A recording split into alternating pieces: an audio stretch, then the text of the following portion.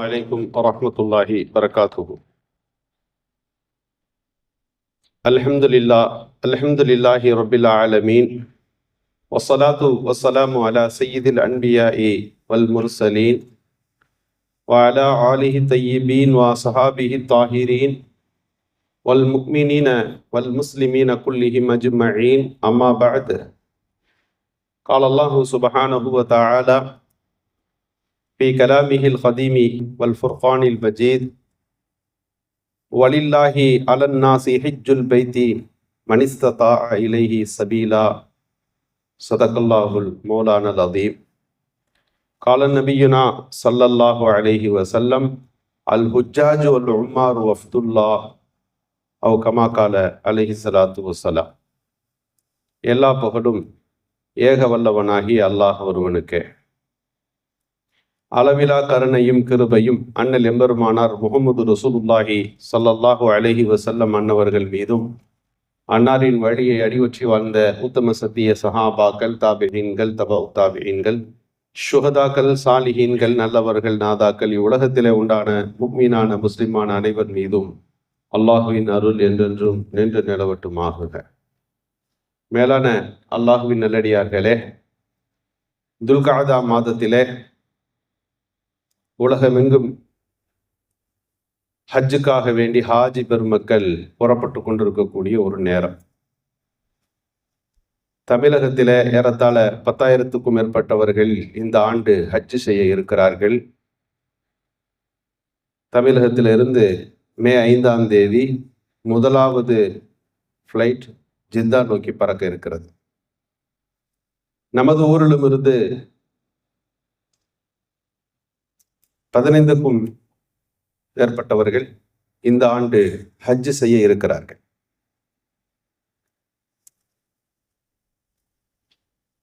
ஆங்காங்கே ஹஜ்ஜு வழி அனுப்பு விழா கூட்டங்கள் நடைபெற்று கொண்டிருக்கக்கூடிய இந்த நேரத்தில் ஹஜ்ஜு குறித்துள்ள தெளிவு, நமக்கு அதன் சிறப்பு குறித்துள்ள மகத்துவம் குறித்துள்ள விஷயங்களை புரிந்து கொள்வது அவசியம்.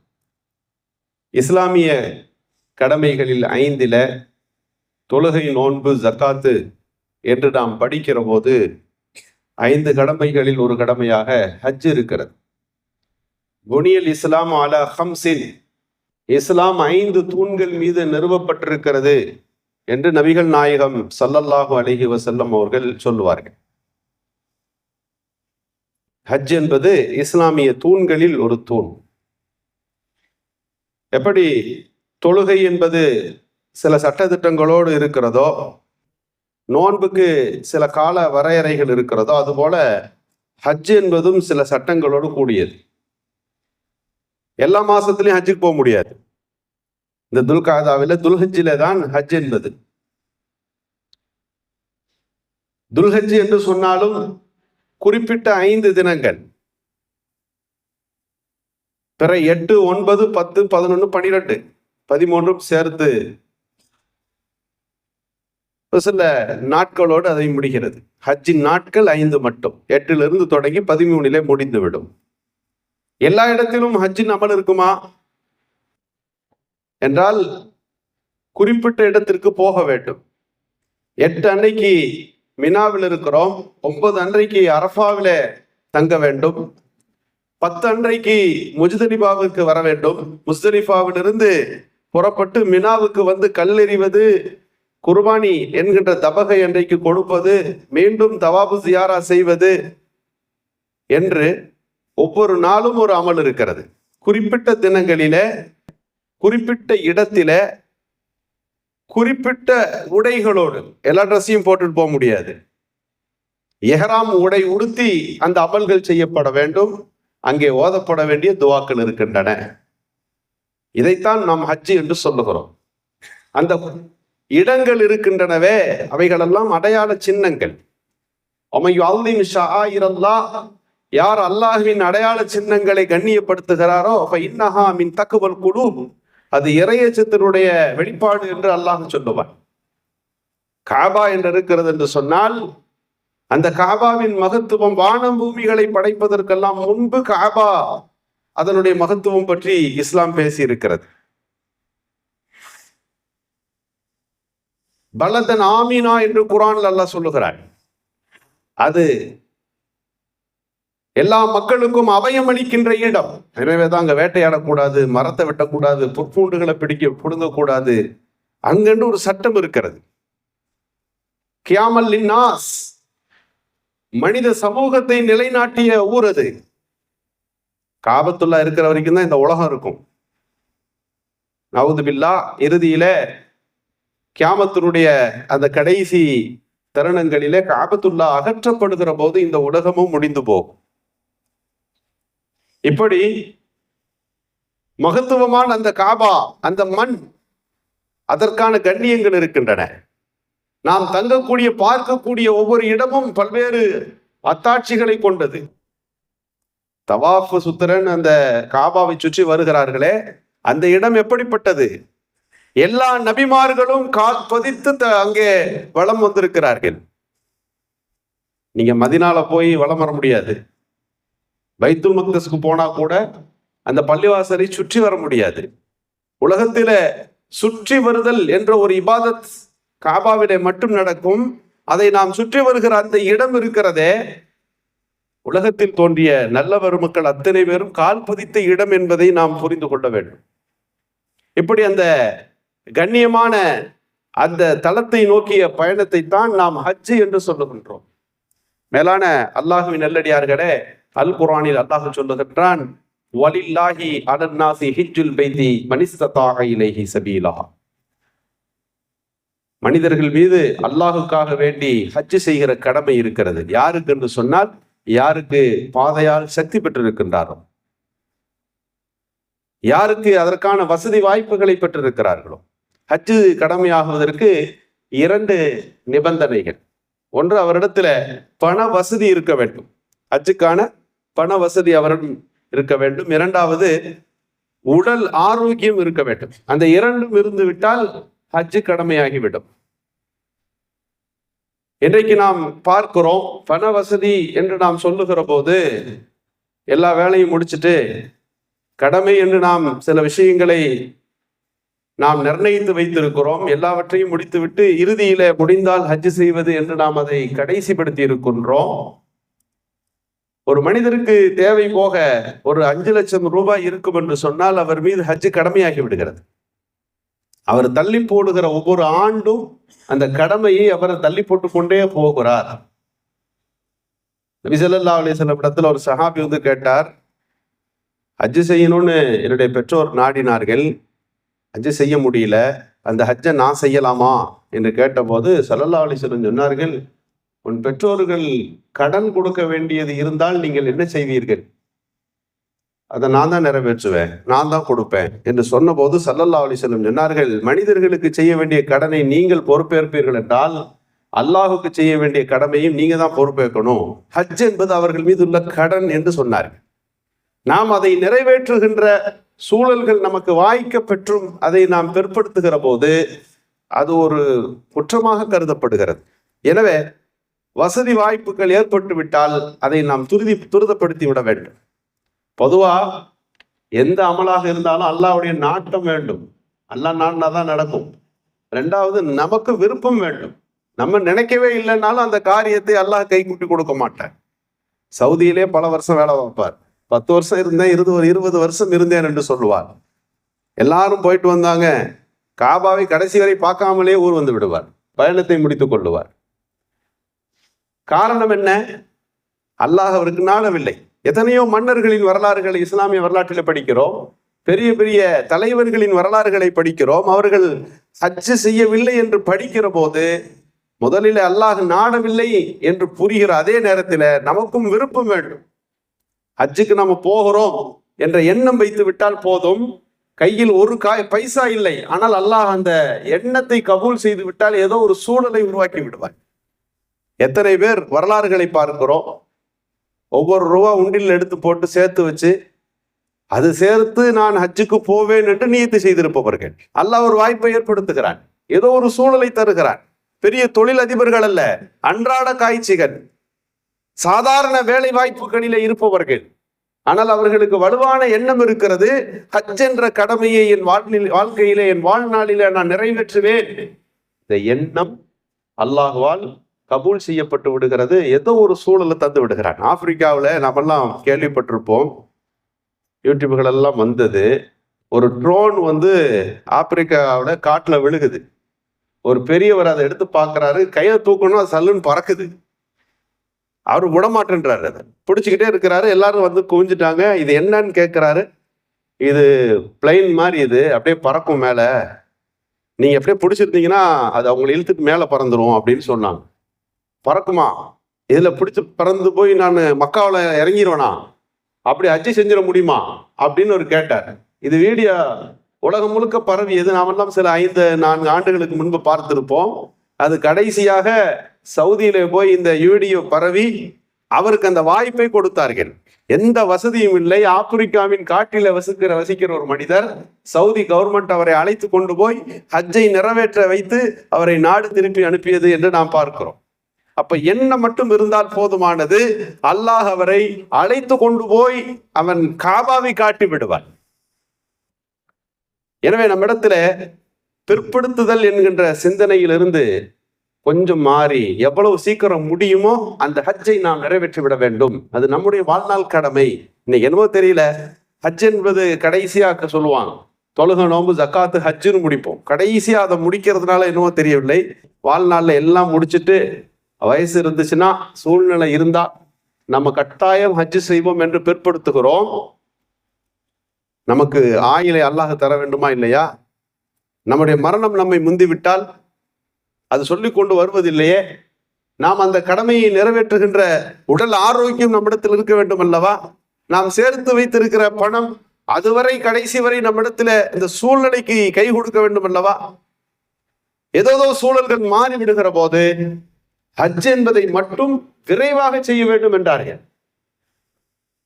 நபி ஸல்லல்லாஹு அலைஹி வஸல்லம் சொல்லக்கூடிய ஒரு ஹதீஸ், மன் அராதல் ஹஜ்ஜ ஃபல்யுஅஜ்ஜில், யார் ஹஜ்ஜை நாடுகிறாரோ அதை அவர் துரிதப்படுத்தட்டும்.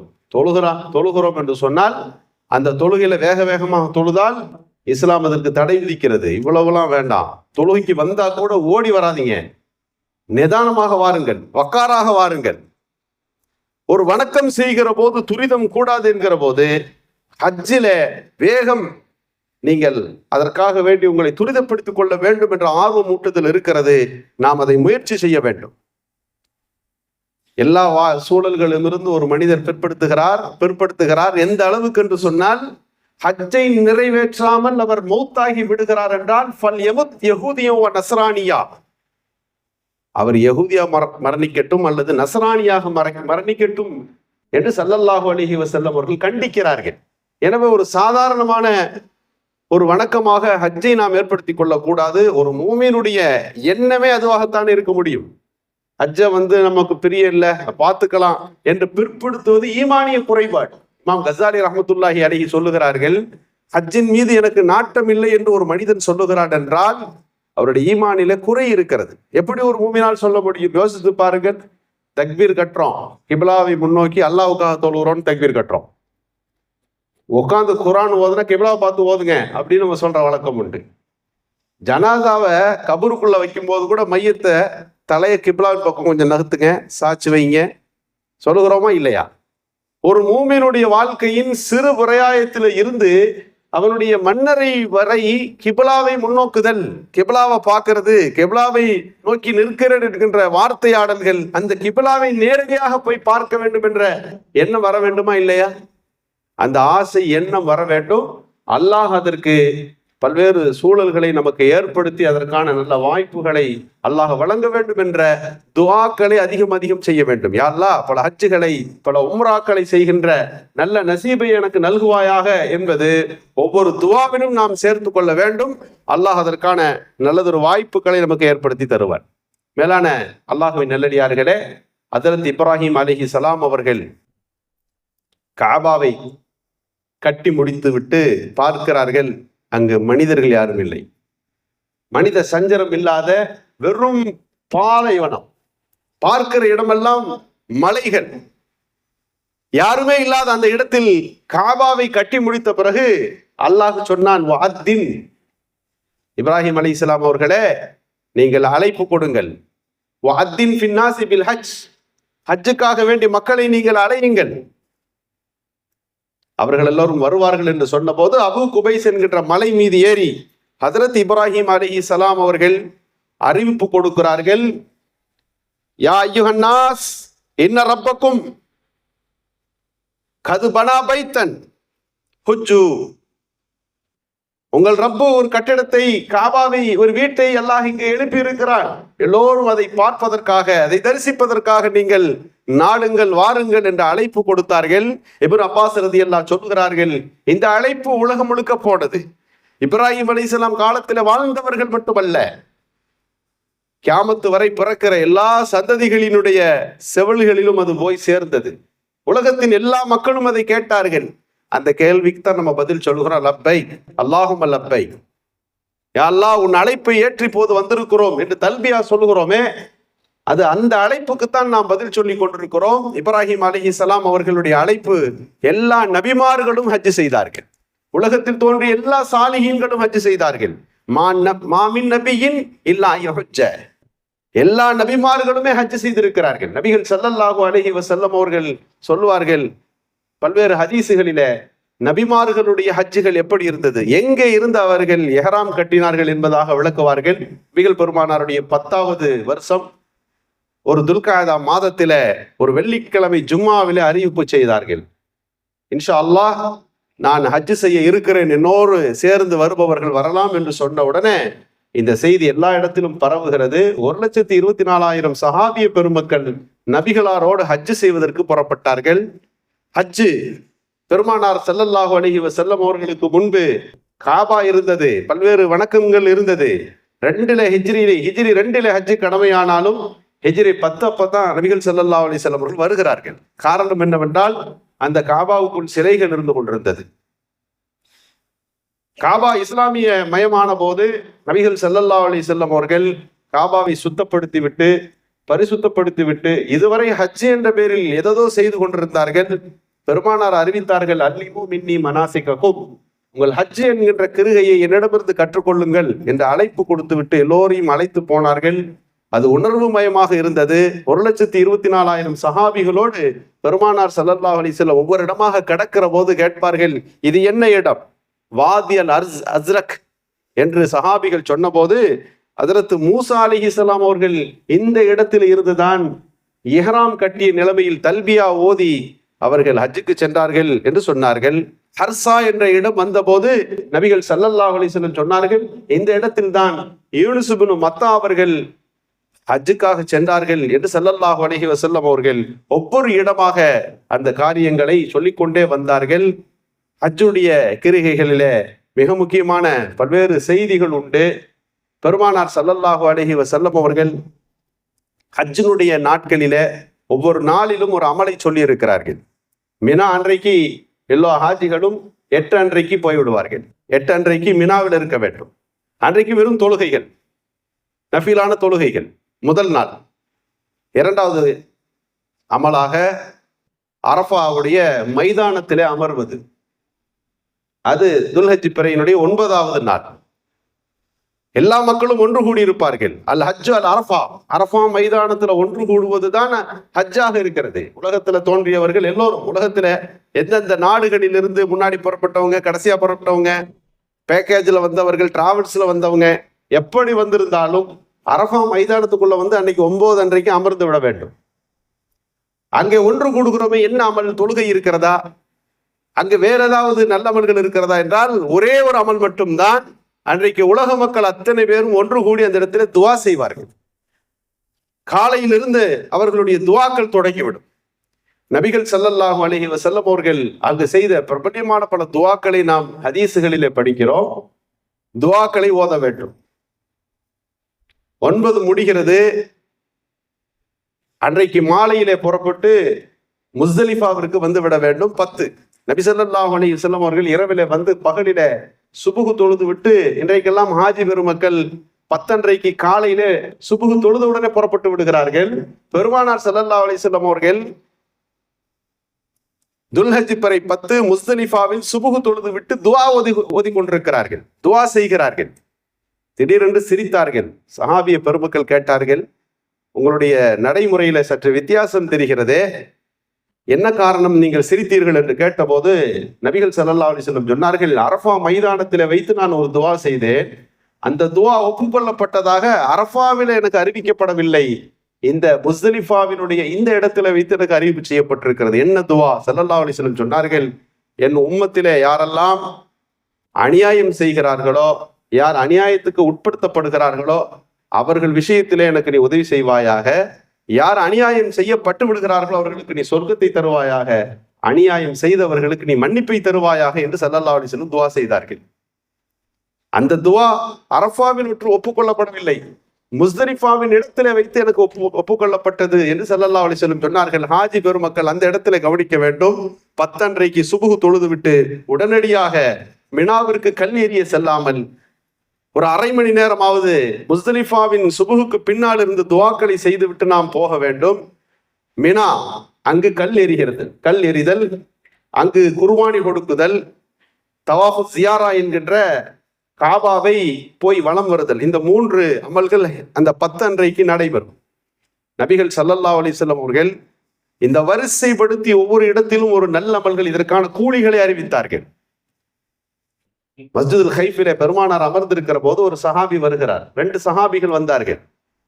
வந்து கேள்வி கேட்பதற்கு முன்பு ஸல்லல்லாஹு அலைஹி வஸல்லம் சொன்னார்கள், நீங்கள் ஹஜ்ஜையும் ஹஜ்ஜினுடைய நன்மைகள் குறித்தும் கேட்க வந்திருக்கிறீர்கள், அப்படித்தானே என்று பெருமானார் கேட்டுவிட்டு இந்த சஹாபிய பெருமக்களுக்கு சொன்னார்கள், ஒரு மனிதர் ஹஜ்ஜுக்காக வேண்டி இஹ்ராம் கட்டி விட்டார் என்று சொன்னால், அவர் அந்த ஒட்டகத்தில் ஏறினால் அந்த ஒட்டகத்தின் ஒவ்வொரு காலடிக்கும் ஒரு பாவத்தை அல்லாஹ் மன்னிக்கின்றான், ஒரு நன்மையை எழுதுகிறான், ஒரு அந்தஸ்தை உயர்த்துகிறான். காபாவை போய் சேருகிற வரை இது நடக்கிறது.